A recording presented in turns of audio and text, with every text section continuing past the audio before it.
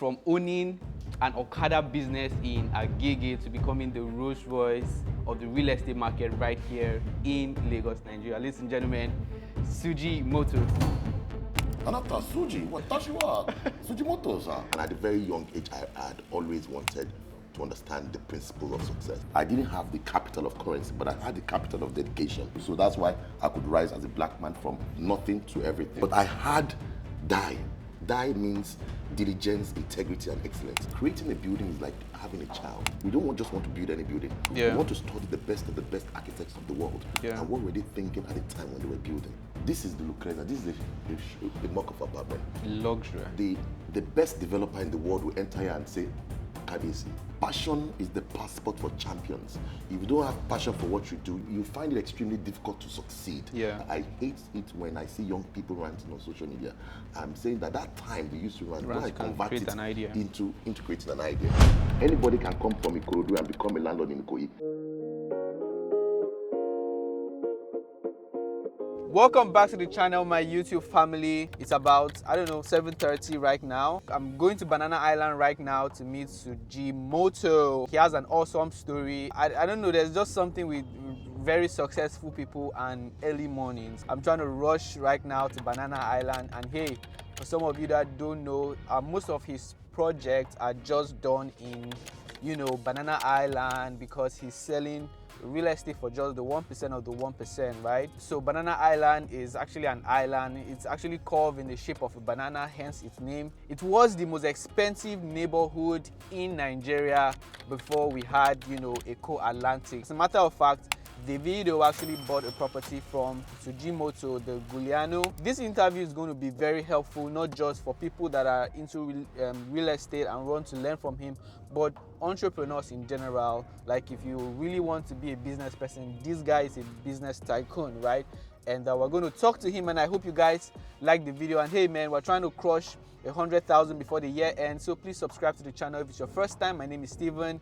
I make videos around real estate, travel, and everything in between. All right, I'm going to like to have you here in the family. All right.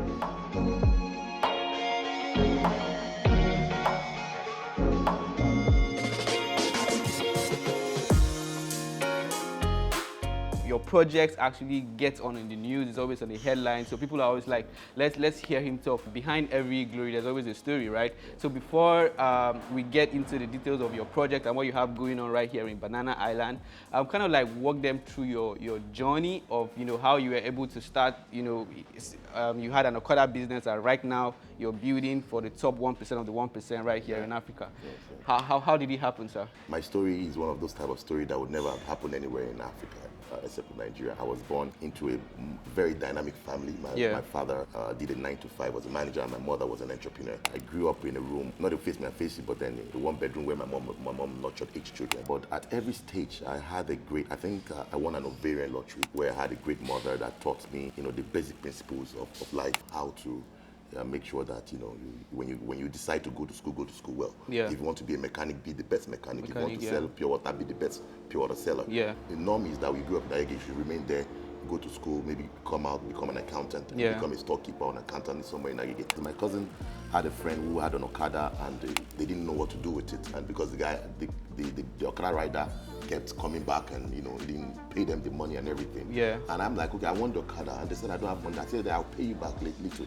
But I'd already saved a little at that time. I think I was like 9 or 8. So I had something very, very little, and I gave it to them. I told them I'll give them the rest later. So what I did was that I now had a friend that wanted to play football, who also is the elder brother that rides Okada as well. So we spoke with him. We did what we call a partnership now. He was riding the Okada. Then we went to repair the Okada. So the little money I had and they had repaired it. They understood that, because of course on the street of about 45 people, and my father was the second person that had a generator. So in those days, if you have a generator, you're a rich family. Man, Of course, and we switch on our generator maybe once a Sunday or once, and things like that. So, I told them that they shouldn't worry that we'll pay.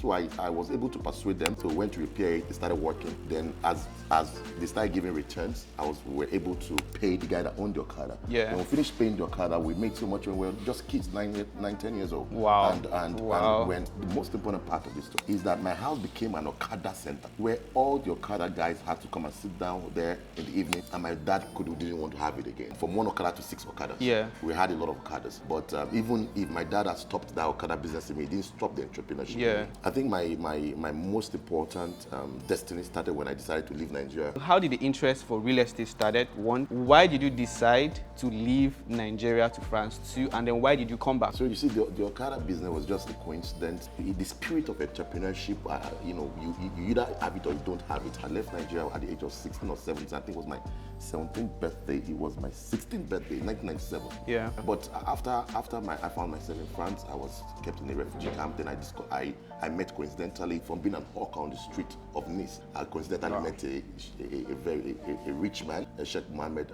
Al-Raji, who is a Saudi Arabian businessman, who took me under his mentorship and carried me along and trained me and taught me all the principles of business. And at the time, I wasn't earning any salary. Yeah. So I was always there for him. I knew that I didn't have the capital of currency, but I had the capital of dedication. So that whatever I had, I dedicated it to my principal, and I saw him through. So that's why I could rise as a black man from nothing to everything. I became his confidant. I became a member of his think tank. And when he died, he was able to, the children said, Suji, Alaji said you should have this as a compensation for all your dedication of years of dedication. Yeah. So I think when he died in, I think 2013, September 2013, I decided to come back home. There was nothing to do. I've lived abroad almost 10 years of my life, and I said, okay, I was coming home for a couple of reasons. One, my mother wanted me to get married. Two, I thought that my talent and everything I've learned abroad, then traveling all over the place and being connected to different numerous business deals. Yeah. I think I can bring that back home. Yeah. I had to give back home, and I also knew that Nigeria had an opportunity, is a land of great opportunities. So I said, I would come back here and come and see how I can turn my 1 + 1 equal to 11. But my deepest real estate happened in 2011 when I bought a very, very bad apartment in France, right in Whittier-Mount-Small. So I bought the apartment. My then girlfriend, our brother was an architect. We went to different parts, contacted our own Romanian artisans, highly skilled laborers. They did everything. We furnished it. We looked into Google, we looked into Facebook to look at beautiful apartments. We implemented what we had there.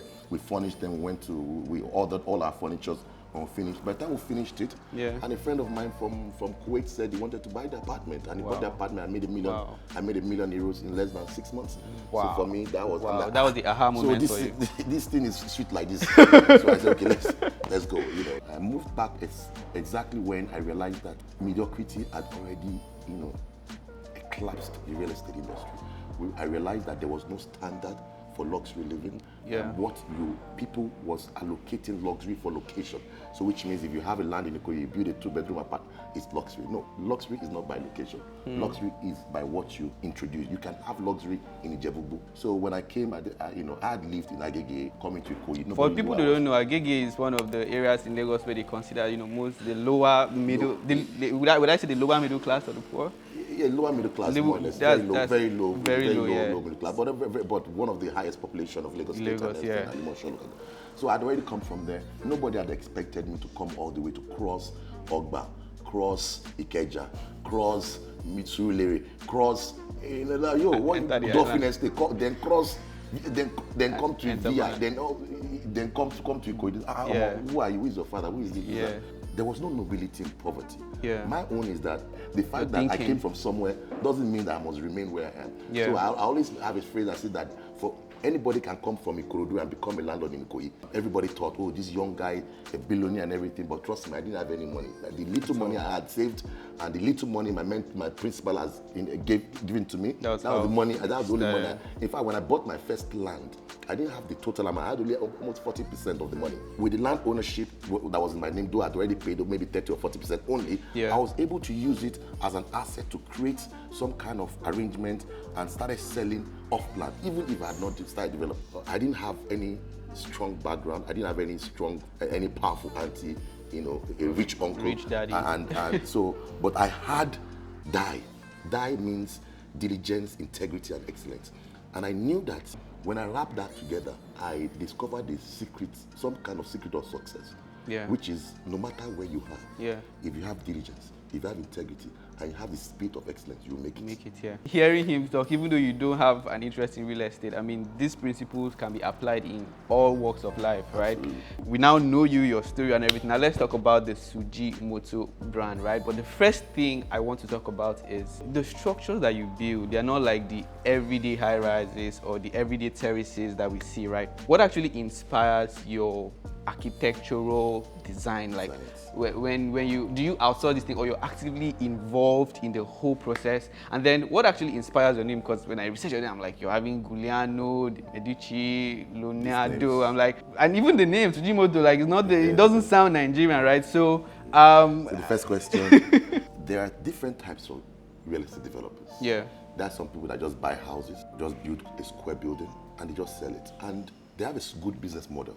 And because I read a lot, I was able to understand that greatness is created by paying patience. And there is no way you can create anything to become great without adequately going as deep as possible into them. Creating a building is like having a child. We don't just want to build any building. We want to study the best of the best architects of the world. And what were they thinking at the time when they were building? I want to study the people that have impacted Earth in the world, and what were they doing at the building. And one of my biggest mentors was Cosimo de' Medici. Cosimo de' Medici was the 16th century, not only the richest man in the world, but also a man that had already invested so much into art. He was the one that discovered Michelangelo. He was the one that discovered Da Vinci, and so many others. He was the father of Lorenzo de' Medici, and he discovered so many incredible architects in Florence of those days. And we also realized that he was one of the patriots of architecture, one of the people that created the philosophy of patience and the philosophy of simplicity, and how to bring complexity, mix complexity and simplicity in architecture. So when I studied him, he became my virtual mentor. So I said that in honor to him, my first building in Nigeria would call the Medici, though a very small development on Milton, so we called it the Medici. Our second development that we planned was called the Lorenzo, the first son of Cosimo de' Medici. Then our other departments, Giuliano, Lucrezia. For example, we had the Lucrezia. The Lucrezia de' Medici was not only the daughter of Lorenzo, but also one of the most prestigious ladies of the 16th, 17th century. So we studied her lifestyle. She was very robust, very beautiful woman. Men and women used to travel from different parts of Europe just come and study her lifestyle. So we studied her. I told my architect in Dubai and those in Singapore that we want to create a building that would stand the test of time. That no matter who you are as a human being, when you pass in front of that building, you have a wow, that wow moment. And that's why we created Lucrezia. We now mixed it with the customer perception of Nigeria. All Nigerians want to live in villa. They don't want to live in apartments. So what we did is that we created maisonettes, created cubes of maisonettes, just like the body of Lucrezia, and we stacked them on each other. So in building the Lucrezia de' Medici in Banana, we built it from the perception and the concept and the idea and the lifestyle of Lucrezia de' Medici. And that's why we call her Lucrezia de' Medici. And that's why you can stand 5 kilometers away. If you spot the Lucrezia, you know she's the one.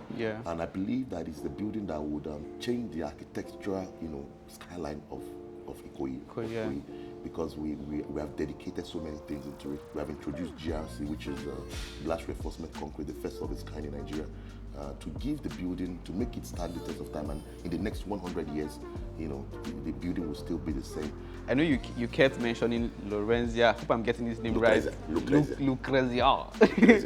Right. So is this the most interesting project you have done, or is there a project that you like it's the most passionate for you? And the second question leading to that is, I know you mentioned that location doesn't actually have anything to do with luxury, right? But why did you choose to build in Banana Island? I mean, why not you take the whole brand to Ikorodu and transform Ikorodu to its own Dubai? Why did you choose Banana Island? We keep developing ourselves every day. And, this today is our most recent project, but we have so many other projects in pipeline. We have the Queen Amina. The Queen Amina is from Zaria. The Queen Amina, we studied. She was a warrior. She was what you called the 17th century female mafia. I call her female mafia. The uncommon, women of those days. And this was a man in a woman's body that she led men, thousands of warriors, and became a phenomenon in the northern part. So what we did is we studied her regaya, and we should know when she's on it. So we used it to create an architectural masterpiece that curved and that's going to be in Abuja by the grace of God. It's a 30-story building. We've already designed it. We should start construction from next year. Then we have the Leonardo. The Leonardo for us is going to be the tallest residential building in Lagos, and we have the waterfront property, and we've added so many other things around it to make it become not only a Nigerian phenomenon but a global phenomenon. The way we build, we want to say, what are people doing in Singapore? We have a 55-story building coming in Dubai. Will be the first African to stamp our architectural stamp of authority in the middle of downtown in Dubai. A 5-story building that combines hospitality, residential, and exclusive retail. We have that in the pipeline. So many other projects like that. The first rule of real estate is location. So real estate can be lower middle income, and high luxury and super high luxury. We are in the super high luxury. So if I was building middle income, I would choose the location and identify the location that has got to do with my target audience. So in understanding the Nigerians, every Nigerian wants to live in Banana Island. And location are the three fundamental rules of luxury real estate and of even real estate in general. So we think for our customers, where can we build a building that will stand the test of time and give a higher return on investment for our customers, and the value of that property will remain for life. And don't forget, I told you that where you situate a property has to do with the value of the property.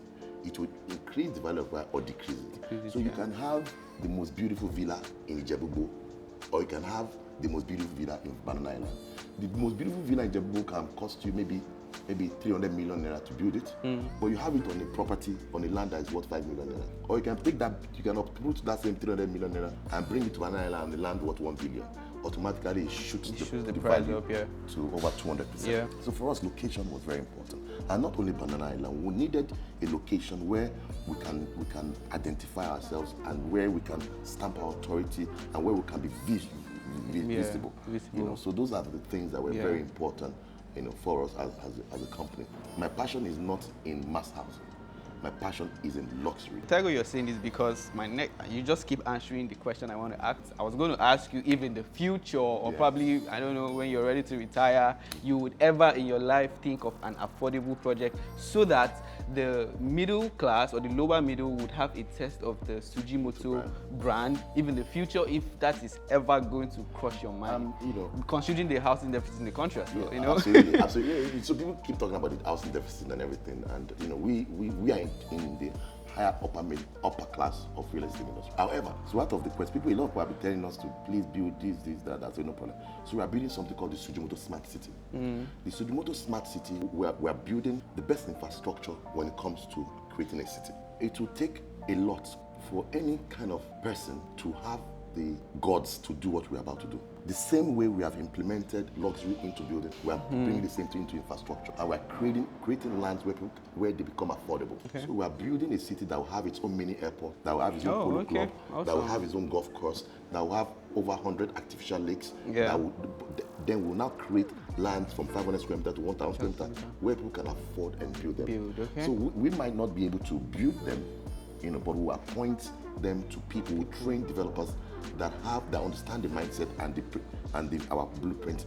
and they follow those blueprints. So this is the way of coming back to society and making sure we give back and let people have a taste. That answers the question for you guys that you want to really have a taste of what the Suji Moto brings to the table. So my next question, I don't know if you're aware of this, but when I was actually going online to research about you, see what people are saying about you, I went on some forums and people were saying, Suji Moto, he's a hype man, he brags a lot, because there was an interview, I don't know, sometime in 2019, you said something like, you are the Rolls Royce of real estate in Nigeria, and you also said if you were to be a musician, you would be the Jay-Z. People were like, I beg, let's hear. So, I mean, in as much as that is working in your favor, because I want us to learn some things about your PR. So, I know a lot of business people will be watching this video. What do you have to teach us about PR? Basically, saying something, even though you are not that thing at that point, but working your way up there. Absolutely. So, I think I had the opportunity to meet Sheikh Mohammed Al Maktoum, the ruler of Dubai. If you study a country like Dubai, a land full of sand, and wrapped it in gold and sold it to the world. Today, they've transformed themselves from a land of sands and camel to a city of marbles and towers. They did this in the space of 20 to 30 years. This philosophy of marketing yourself, and shouting about yourself, and saying what you want to do, and transferring your passion and vision to the public. When Martin Luther King said, I had a dream that one day, everybody will be equal. If he hadn't said that and pursued it, would have Barack Obama ever be president? When Jim Ovia in the 70s or 80s said he wanted to build the best bank in Nigeria, we would say he was bragging to them. I believe that if you have a product and you are persuaded and convinced that this product is a great product, you have to shout about it. You have to become annoying about it. And that's what we become. When we started the Suji Moto brand, people said, na hype. We created the hype is real through the contribution of so many pessimists. Saying na hype. But a lot of them, one day, one of them came and said, Omar, this hype is real. It's real, yeah. But that's how we created na hype is real. Yeah. But I personally believe that you can be selling pure water or you can be selling Rolls Royce. When you have a product and you're convinced that this product is the best, you have to scream about it. You cannot sell what you don't have passion for. Yeah. Passion is the passport for champions. If you don't have passion for what you do, you cannot. You find it extremely difficult to succeed. Yeah. And it also boils back to yourself. You are one of the best YouTubers in Nigeria. It's not Are you serious? Oh my it's God. not as if you do well, because when you got in touch with me, I had to Google research you, I had my team to look at you. And we saw that you use the best quality of what you do. You put passion in everything you do. You go extreme and to extra mile to make sure you create quality. So what we are doing is not necessarily PR, we are doing what we love. And we have a lot of people in diaspora. You said you left France to come back home. I actually interviewed an American. He was in Nigeria, he left and came back again. When people in diaspora that have they want to come back home and start a business and help also, but they keep thinking of the limitation. Oh, Nigeria, as you say, they keep hearing scary things on the news. We don't have light. And you did it, you left France, came here, and you're building an empire right here. So what advice do you have to say for people in diaspora that really have an idea, that really think that would be very beneficial to not just Nigeria, but Africa as a whole, but they keep thinking of limitations? Nigeria is the best corporate jungle in the world. I've lived everywhere in the world, and there's nowhere like Nigeria. Nigeria is the only place where a Lebanese man will leave his country, being a project manager, become a major contractor. And an Indian can leave his country as a storekeeper and become a manufacturer. Only in this country. So there's enormous opportunity in our nation. Yeah. We must convert our complaints to concrete ideas and transfer ourselves from being ideologists to actually become performers of those ideas. I hate it when I see young people ranting on social media. I'm saying that time they used to rant, I convert it into creating an idea. It's extremely difficult to live in Nigeria. You have to convert that difficulty into opportunity. When people see a bare land, see a skyscraper.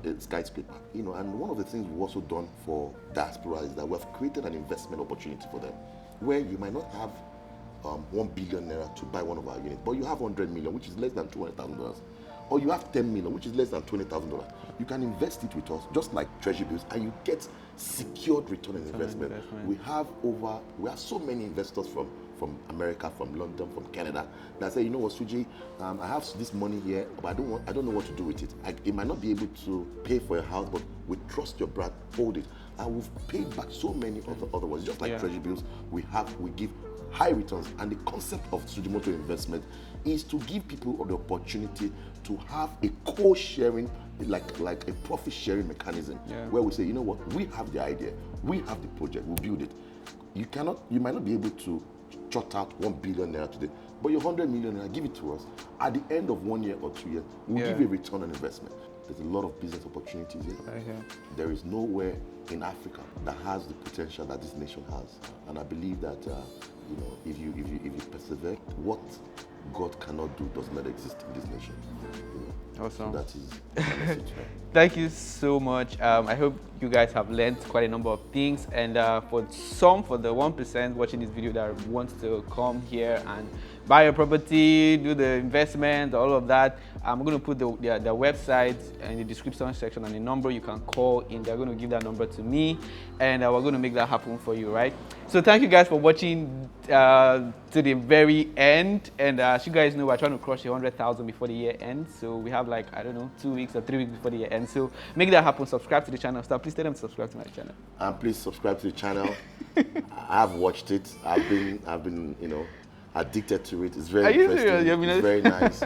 You have a lot to learn. I've learned a lot of things from it. In fact, I watched one of your videos at one of the cities. Is it city? Which one? Lakwe Lake. Lakwe Lake. Amazing city. So I watched. That was my first time seeing Lakwe Lake. Wow. And I watched it, and exactly because we were creating Suji Moto Smart City. So it doesn't matter if it's the best or the worst. We want to learn something from everything. And we learned a lot from it, and through that, we had it through that video. Yeah. And that's it. All right. So, yeah. So you heard it from the horse's mouth, All right, so that's it. Thank you guys for watching. Thank you very much. Thank you so much, sir. All right.